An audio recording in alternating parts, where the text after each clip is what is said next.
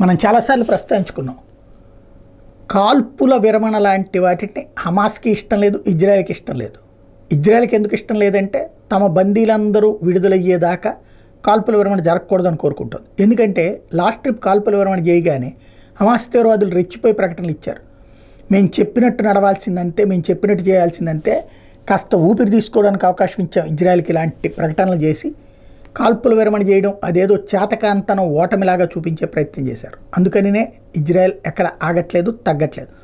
మరోవైపు హమాస్ తీవ్రవాదులు తాజాగా ఇజ్రాయెల్ అప్పట్లో చెప్పినటువంటి ఒప్పందం మీద కొన్ని మార్పు చేర్పులు చేస్తూ నిర్ణయం తీసుకుంది. అంటే హమాస్ తీవ్రవాదులు కాల్పుల విరమణకి ఇష్టం లేదు. వాళ్ళకేంటంటే మొత్తం మందిని విడిచిపెట్టేస్తే కాల్పుల విరమణ చేస్తామని ఇజ్రాయెల్ చెప్తుంది. అలా కాకుండా ముందు కాల్పుల విరమణ చేస్తే కొన్ని రోజులు చూశాక దశల వారీ విడుదల చేస్తామని హమాస్ తీవ్రవాదులు చెప్తున్నారు. అందుకు ఇజ్రాయెల్ అంగీకరించట్లేదు.